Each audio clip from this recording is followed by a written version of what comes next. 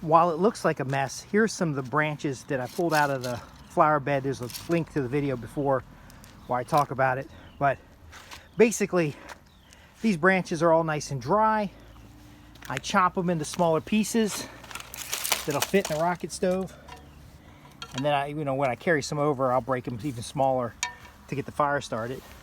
But this is what I do with all the brush. Rather than having it hauled off, I usually chop it down into smaller pieces, sort it into twigs, sticks, and logs, and then we burn it in a rocket stove and cook meals over it.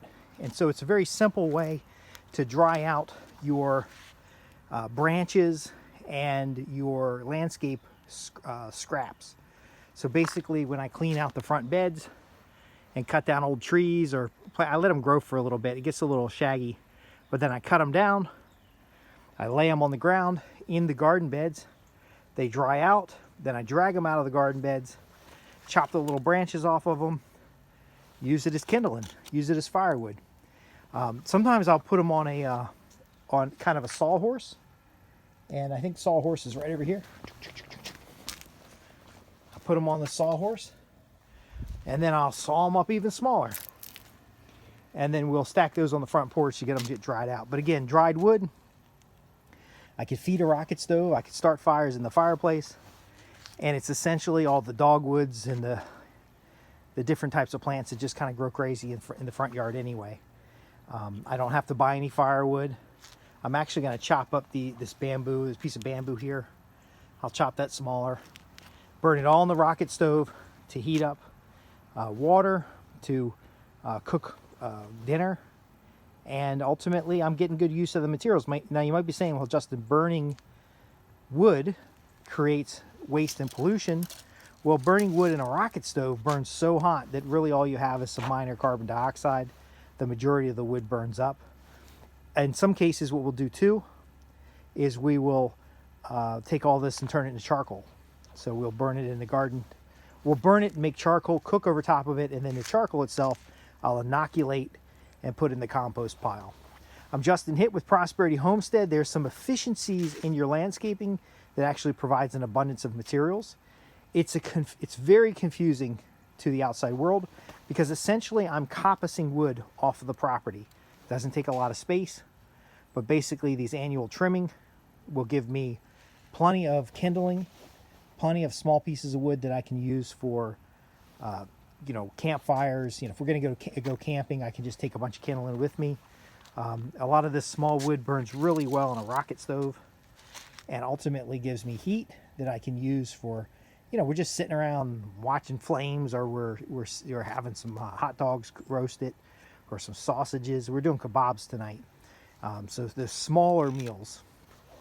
And it's just an unusual thing. Most people pack this wood up and send it off to the dump. They have the city come pick it up. I manage it in such a way that I'm getting charcoal. I'm getting kindling to start fires with. I'm getting dry wood that I can use to cook on. I'm getting a lot of resources. Now, it does look unsightly because sometimes areas will overgrow. You can see that. It's quite overgrown. I'm going to cut that out this weekend. Sometimes when you coppice a plant, it comes back like with a vengeance. You just end up with more wood. But I'm using a machete here. It's probably better to use an axe. It's a little heavier. I'm using a machete here to chop these branches down. Then I'm going to carry them around and start doing I got a little rocket stove. I'm going to fire up that rocket stove, and we're having kebabs tonight. So again, think about the resource flow. What's going off your property? What's coming onto your property? How could you use more of what's on your property? How can you cultivate growing areas to get coppice wood, for example?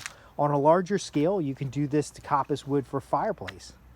On a larger scale, you can do this for fodder for animals. See, a lot of these branches, they were cut down and just laid on the ground. I could have had them cut down, thrown in with the goats, and after they're done with the goats, set up a large brush pile under shelter so it stays dry.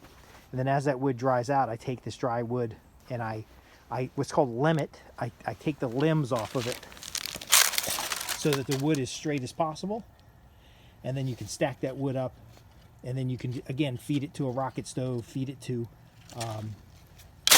put it in a barrel to make charcoal, put it in a kiln. You can use it as you know, you don't have to chip it. You could just use it as it is. Most of these branches just kind of break off. I don't even need to chop a lot of this stuff up. I can just grab it and break the branches off of it, you know, to get different size sticks. But do you understand what I'm showing you here? I'm showing you that the waste on your property that normally people throw away can be part of an abundance. The leaves can be composted. The soil waste can be handled. The trees and limbs and brush can be used as fuel. And you're really now getting more from your land while cultivating an environment of bounty and plenty. If you have any questions about what we're covering here, I'm Justin Hitt with Prosperity Homestead. I'm a permaculture design consultant. I've worked on erosion projects, land projects, and household efficiencies so that you can get more from your small farm, homestead, or estate. Thanks for watching. Visit us on www.prosperityhomestead.org. I'm looking forward to your questions and your success stories.